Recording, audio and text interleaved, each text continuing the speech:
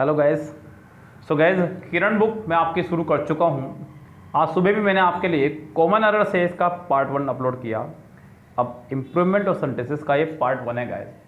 सुबह वीडियो में पता नहीं क्या कमी रही क्या नहीं गाइस, वहाँ साउंड प्रॉब्लम हो गई थी। 10 मिनट बाद ही मैंने मैसेज करा बच्चों ने, तब मुझे पता चला, तो माफ़ी चाहूँगा उसके लिए guys.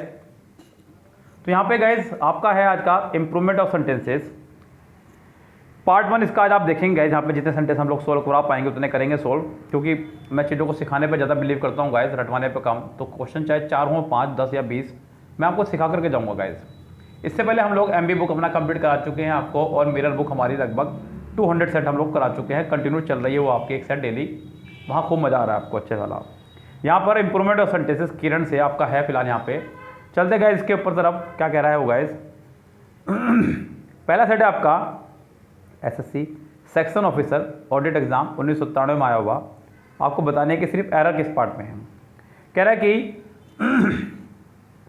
On once occasion he persuaded me to accompany him on a shooting expedition he was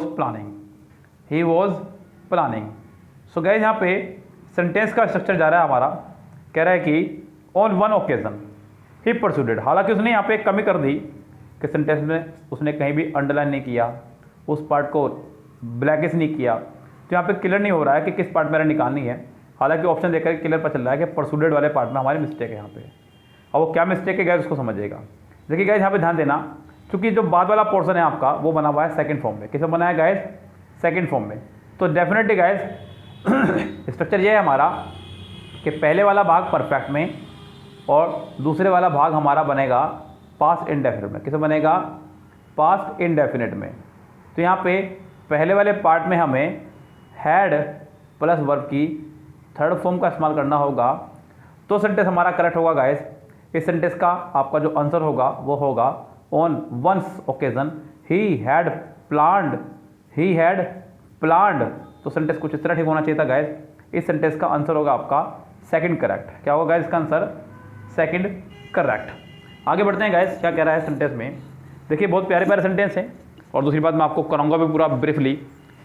आपको खूब मजा आने वाला है गाइस, बस आप जुड़े रहिएगा वीडियो में एंड तक और देखते रहिएगा गाइस पूरे sentence.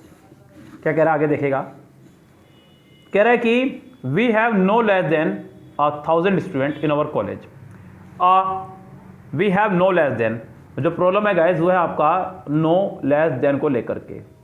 Guys no less then हमारा चलता है अनकाउंटेबल नाउन के साथ में। अनकाउंटेबल नाउन के साथ में जब उसने खुद ही कह दिया है 1000 स्टूडेंट, यानी कि 1000 बच्चे जिसको आप गिन पा रहे हैं, जब आप उसे करेक्टली गिन ही पा रहे हैं तो नो लेस देन की कोई जरूरत नहीं यहाँ पे, यानी कि लेस आपका नहीं आएगा। लेस आपका लिटिल का कंपैरेटिव है। लेस जो है गाइस आपका वो लिटिल का आपका कंपैरेटिव है, जबकि आपका यहाँ पर आना चाहिए था फीवर। क्या आना चाहिए था यहाँ पे? फीवर, जो कि फ्यू का कंपैरेटिव है। जब आप काउंट कर सकें तो फ्यू, जब आप काउंट ना कर सकें तो लिटिल का इस्तेमाल करते हैं। यानी कि सेंटेंस में we have no fewer than, sentence कुछ इस तरह होना चाहिए था, यानी कि सेंटेंस का आंसर आपका हो जाएगा थर्ड करेक्ट। सेंटेंस नंबर आपका है थर्ड, सेंटेंस ही थर्ड नंबर आ गया आपका। कह रहा है कि when she regained consciousness she was stretched in the ditch out soaked to the skin. तो यहाँ पे out in the ditch stretched, on the ditch out stretched in the ditch, यानी कि आपका इसी वाले पार्ट में है आपके एरर, आउट स्ट्रेच वाले पार्ट में ही। सो गाइस यहाँ पे क्या कह रहा है उसको सुनिएगा ध्यान से गाइस। यहाँ पे सेंटेंस का स्ट्रक्चर होगा व्हेन शी रिगेन्ड, क्योंकि व्हेन से सेंटेंस जुड़ा है। व्हेन जो है पास्ट की दो घटनाओं को जोड़ने का काम करता है, ये बात ध्यान रखना। यस गाइस, सेंटेंस जुड़ा है व्हेन से। व्हेन के पहले वाले पार्ट में रिगेन्ड यानी कि सेकंड फॉर्म का इस्तेमाल हुआ है। अब आगे भी हमारा सेकंड फॉर्म का ही इस्तेमाल होना चाहिए था। When she regained consciousness she was strained in the ditch out. तो she was strained in the ditch out, यहाँ पे she was out stretched in the ditch आपका होना चाहिए था, यानी कि सेंटेंस का आंसर हो जाएगा इसका भी थर्ड करेक्ट। नेक्स्ट सेंटेंस कह रहा है कि too little is known. Fourth sentence बड़ा प्यारा है guys. Too little is known by this time about possible side effect of the drug. So guys यहाँ पे सेंटेंस में क्या कह रहा है उसको समझिएगा। कह रहा है कि too little is known by this time, too little is known by this time. Guys by this time का इस्तेमाल करते हैं हम लोग किसी एग्जैक्ट टाइम के लिए, यानी कि उस समय तक मैं तुम्हारा काम कर चुका हूँ या इस समय तक मैं काम कर चुका हूँ। यहाँ पे हम लोग बाय दिस टाइम का इस्तेमाल ना करते हुए यहाँ पर हम लोग बात करेंगे गाइज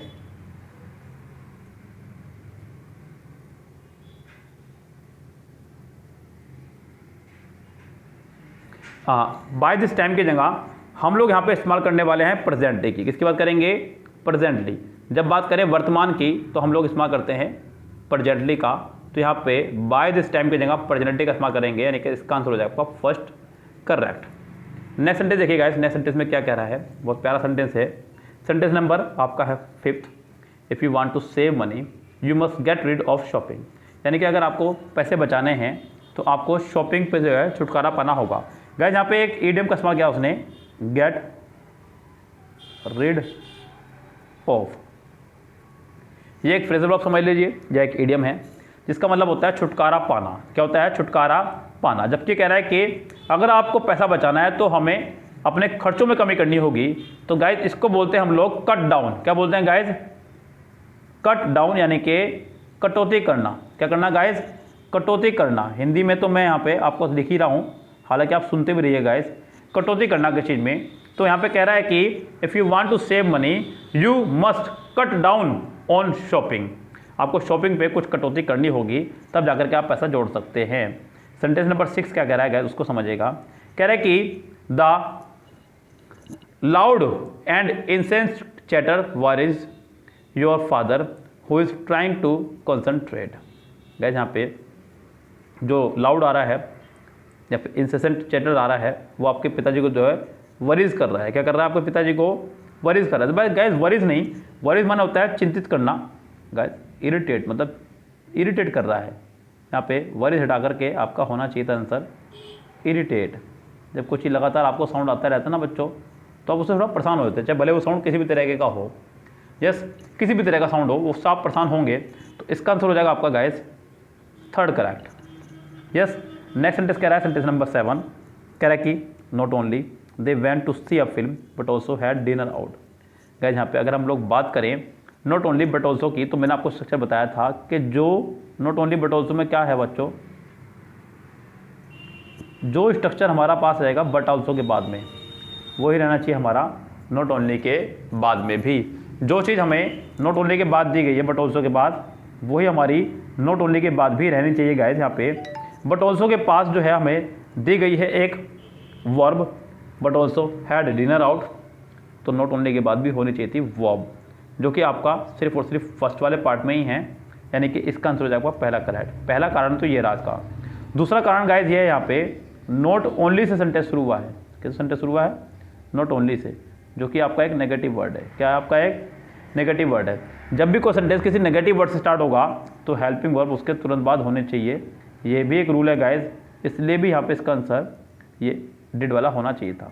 इस गाइस तो इस सेंटेंस का आंसर आपका हो जाएगा डिड वाला करेक्ट। सेंटेंस नंबर 8 का कह रहा है कि birds sit on the bark of trees in my garden and with their sweet notes fill the air with the music. Guys यहाँ पे सेंटेंस का स्ट्रक्चर रॉन्ग हो गया है। सेंटेंस करेक्ट हुआ है एंड से। एंड से पहले एक सेंटेंस दिया गया है पूरा का पूरा स्ट्रक्चर के साथ में, एंड के बाद भी एक सेंटेंस होना चाहिए था पूरा का पूरा स्ट्रक्चर के साथ में। गाइस सेंटेंस हम उस सेंटेंस को बोलते हैं, यानी कि सेंटेंस की परिभाषा क्या है गाइस, आपका एक पूरा पूरा सब्जेक्ट होना चाहिए, एक प्रॉपर वर्ब होनी चाहिए, एक प्रॉपर ऑब्जेक्ट होना चाहिए, तो ही वो सेंटेंस कहलाने का अधिकार रखता है गाइस। यह सेंटेंस में एंड के बाद का जो पोर्शन है वो पूरी तरह से गलत है। एंड फिल द एयर, कुछ इस तरह होना चाहिए था, and fill the air by their sweet notes, यानी कि इस सेंटेंस का आंसर आपका थर्ड होना चाहिए था करेक्ट, यानी कि इस सेंटेंस का आंसर हो जाएगा आपका third correct. Sentence number 9, India will enter the league of major developed nation as a space giant within a short time. So guys यहाँ पे सेंटेंस में हमें बताना है कि किस पार्ट में है आपकी गलती, यानी कि कौन सा पार्ट इसका एरर है। हालांकि वो अंडरलाइन पार्ट उसने नहीं किया, यहाँ पे अंडरलाइन करना चाहिए था, यहाँ पे नहीं किया गया है, तो यहाँ पे मिस्टेक है इसकी कुछ ना कुछ। तो यहाँ पे देखते हैं गाइस कि क्या पार्ट है वो आपका जो आपका मिस्टेक वाला पोर्शन है। तो इसने इसको बोल्ड कर देना चाहिए था गाइस थोड़ा बहुत, जिससे कि आपको ये भी क्लियर हो जाता कि कौन सा पार्ट है। बोल्ड किया भी है तो हमें नहीं दिख रहा है यहाँ पे, भैया इतनी आइज़ मेरी मजबूत नहीं है कि मैं आप इसको बोल्ड वाला देख सकूँ पोर्शन। चलिए कोई बात नहीं, हम लोगों को यहाँ पे एक चीज़ दिख रही है, वो है आपका जेंट। क्या है आपका जेंट, GIANT। इसकी जगह बताना हमें कौन सा वर्ड आएगा। गाइस जेंट का मतलब होता है विशाल, बहुत बड़ा, पावरफुल ऑर्गेनिज्म, कोई ऑब्जेक्ट, कोई बहुत ही विशाल। यस, हमें लगाना है सिर्फ यहाँ पे इस्तेमाल करना होगा सीधा सीधा पावर का इस्तेमाल। India will enter the league of major developed nations as the space power within a short time. So guys यहाँ पे आंसर हो जाएगा आपका थर्ड करेक्ट। सेंटेंस नंबर 10 है आपका, many a man would welcome the opportunity. Many a man would welcome the opportunity. Guys sentence का structure क्या है, सेंटेंस में आया आपका मैनी, फिर आपका आया ए या एन, फिर सिंगुलर काउंटेबल नाउन, और फिर वर्ब आई आपकी। देखिए वर्ब आपके आई है मॉडल वर्ब, तो मॉडल वर्ब को तो आप जज नहीं कर पाएंगे वो सिंगुलर है या प्लूरल। मैनी का रूल यही है गाइस, मैनी के बाद हमेशा प्लूरल नाउन और प्लूरल वर्ब का इस्तेमाल किया जाता है। लेकिन अगर मैनी के बाद लगा हो आर्टिकल लगा हो तो फिर सिंगुलर नाउन और सिंगुलर वर्ब का इस्तेमाल किया जाता है। हालांकि मॉडल वर्ब से यहाँ कुछ भी क्लियर नहीं हो रहा, वो सिंगुलर है प्लूरल, यानी कि सेंटेंस आपका बिल्कुल करेक्ट है। इस सेंटेंस में नहीं है आपकी कोई भी एरर, जो आपको चाहिए था वो यहाँ सब कुछ है। बस एक कमी वहाँ हो सकती थी कि उसने वुड के साथ में फर्स्ट फॉर्म दी है, अगर वहाँ पे सेकंड फॉर्म देता तो यहाँ पे ये एरर हो सकती थी, लेकिन यहाँ पे एरर है नहीं। इस सेंटेंस का आंसर हो जाए आपका फोर्थ करेक्ट, नो इम्प्रूवमेंट। इस गैस आगे बढ़ते हैं गैस सेंटेंस नंबर 11 पे। ये बड़ा प्यारा सेंटेंस है, कह रहा है कि the greater the demand higher the price. Guys ध्यान देना, देखिए आप लोगों ने डिग्रीज पढ़ा होगा, मेरे पास भी पढ़ा होगा और पहले भी कई बार पढ़ा होगा, degree of adjective. Degree of adjective, degree of adjective में क्या होता है गाइस, 3 तरह की होती है हमारी degree, positive degree, comparative degree, superlative degree. Superlative degree जिनमें हम लोग EST का इस्तेमाल करते हैं या फिर IEST का। कंपैरेटिव डिग्री में हम लोग ER का इस्तेमाल करते हैं या फिर IER का। पॉजिटिव डिग्री सिंपल रहती है, इसमें किसी चीज़ का इस्तेमाल नहीं करते हैं। सुपरलेटिव डिग्री से पहले हम लोग दा का इस्तेमाल करते हैं, कंपैरेटिव डिग्री के बाद हम लोग देन का इस्तेमाल करते हैं। गाइस ध्यान देना, कंपैरेटिव डिग्री के बाद, कंपैरेटिव डिग्री के बाद अगर देन ना हो तो, कंपैरेटिव डिग्री के बाद अगर देन ना हो तो कंपैरेटिव डिग्री से पहले आप लोग दा का इस्तेमाल करेंगे, इस बात का ध्यान रखना। जैसे कि आपने एक सेंटेंस पढ़ा होगा guys, the higher you go, याद आ रहा कुछ, the higher you go the cooler you feel, the cooler you feel, याद है guys, the higher you go the cooler you feel. तो सेंटेंस में हमने दोनों जगह दा का इस्तेमाल किया है क्योंकि दोनों डिग्री कंपैरेटिव हैं और दोनों के बाद देन का इस्तेमाल नहीं हुआ है गाइस। तो यहाँ पे भी सेंटेंस में क्या होगा, the greater the demand. Greater क्या आपकी गाइस, एक कंपैरेटिव डिग्री है, क्या है आपकी एक कंपैरेटिव डिग्री, और उसके बाद देन नहीं आया है तो आपने इससे पहले इस्तेमाल करा दा का, किसका, दा का। लेकिन आगे जो हायर है आपकी वो भी आपकी एक कंपैरेटिव डिग्री है और उसके बाद भी देन नहीं है, आपको इससे पहले भी दा का इस्तेमाल करना था गाइस। यानी कि सेंटेंस होगा आपका the greater the demand the higher the price, यानी कि इसका आंसर हो जाएगा आपका थर्ड करेक्ट। यस गाइस आगे बढ़ते हैं, कह रहा है कि I prefer to ride than to walk. Guys मैं आपको एक बार नहीं कई बार बता चुका हूं कि प्रेफर के साथ में हम लोग टू का इस्तेमाल करते हैं। किसका इस्तेमाल करते हैं, टू का इस्तेमाल करते हैं। I prefer, I prefer. तो गाइस यहाँ पे ये तो कन्फर्म है कि प्रेफर में टू आना है। एक बात का और ध्यान रखना, जैसे उसने आई प्रेफर टू राइड, उसने कहा टू राइड, फिर देन हटेगा, देन की जगह फिर से टू आएगा, देन की जगह तो टू आने आना है और उसके बाद फिर से टू वॉक हो जाएगा। तो ये आपका रॉन्ग प्रोसीजर हो जाएगा पूरा पूरा।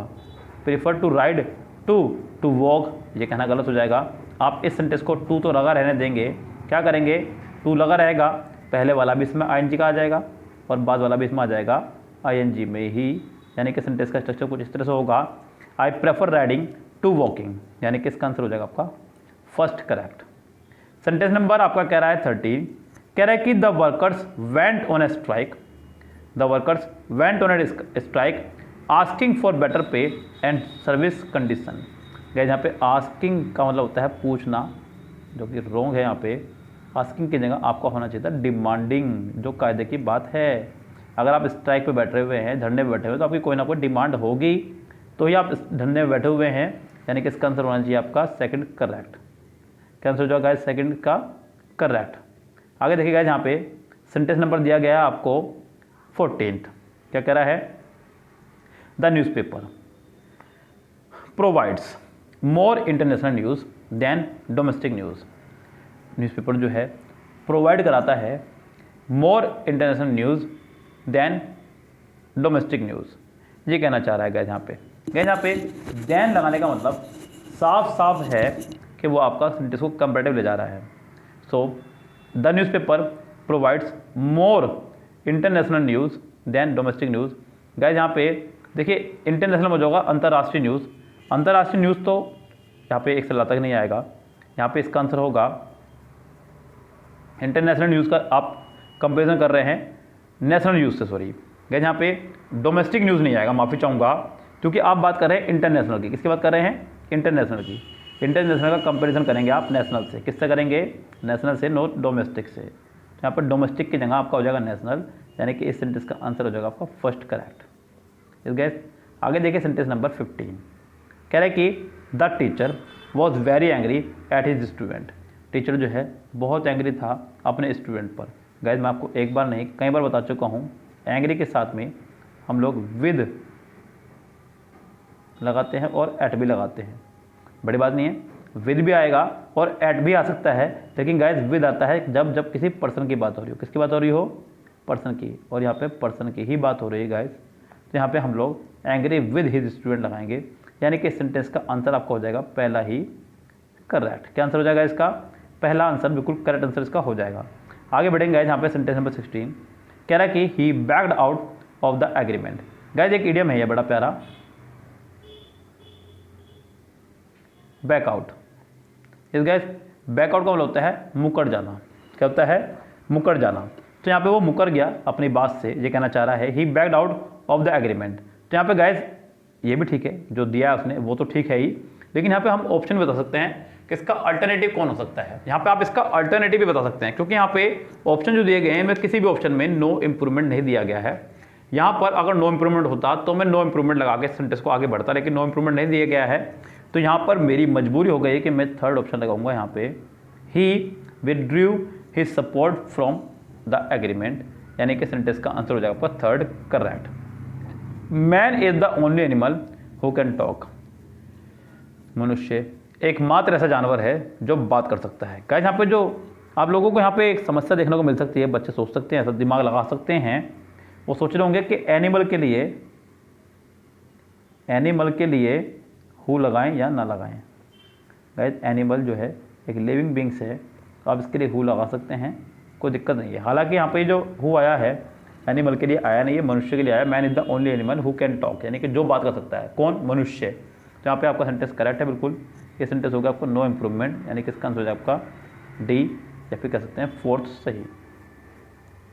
सेंटेंस नंबर 18 क्या कह रहा है? कह रहा है कि he did not know the answer, I did not neither. वो आंसर नहीं जानता था और ना ही मैं, ये कहना चाहिए था गाइस यहाँ पे, तो आई डिड नॉट नाइदर की जगह नाइदर डिड आई, क्योंकि सेंटेंस की शुरुआत जब भी किसी नेगेटिव वर्ड से हो तो हेल्पिंग वर्ब तो उसके तुरंत बाद आनी ही आनी है, इसलिए तो नाइदर डिड आई सेंटेंस का स्ट्रक्चर ये होना चाहिए था, यानी कि इसका आंसर हो जाएगा आपका पहला ही करेक्ट। इस गैस 19 देखें, when the owner offer tea the peon denied it. जब ओनर ने टी ऑफर किया तो पियोन ने मना कर दिया। तो गैस यहाँ पे डिनाई भूतकाल के किन्हीं घटनाओं के लिए लगाते हैं, डिनाई का इस्तेमाल यहाँ पे नहीं करेंगे। तो डिनाई मतलब एक तरह से कह सकते हैं कि जो कह सकते हैं कि ये बात सच नहीं है। लाइक आपने कहा कि सर आपने चोरी की है, मैं कहूँ नहीं मैंने चोरी नहीं की है, आई डिनाइड। तो यहाँ पे मैं अपनी बात से मुँह कर रहा हूँ, मतलब एक सच्चाई की तरफ आग्रह के रहा हूँ मैं, तो यहाँ पे आप लगाएंगे डिनाई का इस्तेमाल। डिनाई सच के लिए लगाते हैं गाइस, यस कि बात सच नहीं है तब आप डिनाई का इस्तेमाल करते हैं, लेकिन यहाँ पे इस्तेमाल करेंगे आप लोग डेक्नाइल का। किसका? डेक्लाइन का, यानी कि इसका आंसर हो जाएगा आपका सेकंड करेक्ट। सेंटेंस नंबर 20 देखिएगा, क्या कह रहा है? Do you remember his phone number? I don't suspect so. क्या तुम्हें उसका फ़ोन नंबर याद है? I don't think so. Sentence कुछ इस तरह होना चाहिए था गाइस। सस्पेक्ट का मतलब होता है संदेह, और यहाँ पे कहना चाह रहा है मुझे नहीं लगता कि तुम्हें याद होगा, तो यहाँ पे सस्पेक्ट की जगह आपका आएगा थिंक करेक्टली। Yes guys. सो गाइस, यहाँ आज की बात को यहीं स्टॉप करते हुए मैं आपकी बात का यहीं पे आज स्टॉप कर रहा हूँ, क्योंकि 20 सेंटेंस मैंने कराए हैं। धीरे धीरे मैं आपकी स्पीड बढ़ाऊंगा इसकी। यहाँ मैं वीडियो को लगभग 30 मिनट से ऊपर लेकर के जाऊँगा, क्योंकि तभी आपको कुछ भला सा होगा। लेकिन फिलहाल मैं देखना चाह रहा हूँ कि आप लोगों को क्या रिस्पॉन्स आ रहा है, आप लोगों को पसंद आ रहा है नहीं आ रहा है गाइस। देखिए गाइस, यहाँ पर आप लोग क्वेश्चंस की संख्या पर निर्भर मत होइए, आप लोग सीखिए। विद इन 50 और 100 सेंटेंस के बीच में आपको रूल्स जो है याद होने शुरू हो जाएंगे सारे। उसके बाद में आप खुद से भी बहुत सारे सेंटेंस कर सकते हैं। यस गाइस, जितना तेजी से आप करेंगे, देखिए मैं तो आपको बल्कि पर्सनली सलाह दूंगा। जैसे कि मैंने आपको सुबह कराया शुरू करे कॉमन एरर, अब मैंने शुरू करवा दिया आपका सेंटेंस इंप्रूवमेंट। आप लोग क्या करें, आप पीछे से लगा दें इनको दोनों को ही। यस गाइस, यहाँ शुरुआत से मैंने कराना शुरू कर दिया, इस तरह से आपको रूल्स याद होना शुरू होगा, पीछे से आप लगाना शुरू कर दीजिए। देखना एक समय पे आकर कैसा होगा कि हम लोग बराबर आ जाएंगे बिल्कुल, और हमारा ये जो है फिनिश हो जाएगा। इस तरह से आपके रूल भी रिवाइज होते रहेंगे और आप सीखते भी रहेंगे गाइस। यस गाइस, तो यहाँ पे फिलहाल आप लोगों को मैं आज 20 सेंटेंस पे बात रोक रहा हूँ अपनी। मिलते हैं कल इसके साथ में, नेक्स्ट वीडियो के साथ में। तो कॉमन एरर का पार्ट 1 और सेंटेंस इंप्रूवमेंट का पार्ट 1 आ चुका है। अभी धीरे धीरे PQRS, cloze test, active passive, direct indirect सब किरण से कराने वाला हूँ गाइस। यहाँ पे बिल्कुल बेफिक्र रहिए, पूरा कंप्लीट पैकेज मैं आपको दूंगा इसका। तो फिलहाल जुड़ जाइए गाइस, लगे रहिए हमारे साथ में। Goodbye, have a nice day. मिलते हैं गाइस नेक्स्ट वीडियो के साथ में। चैनल को सब्सक्राइब कर दीजिएगा, वीडियो को लाइक शेयर कर दीजिएगा अपने कम से कम 2 फ्रेंड्स को। खूब सारा प्यार अपना दीजिए गाइस, तो कुछ भला होगा हमारा। फिलहाल गाइस चलते हैं। Goodbye, have a nice day.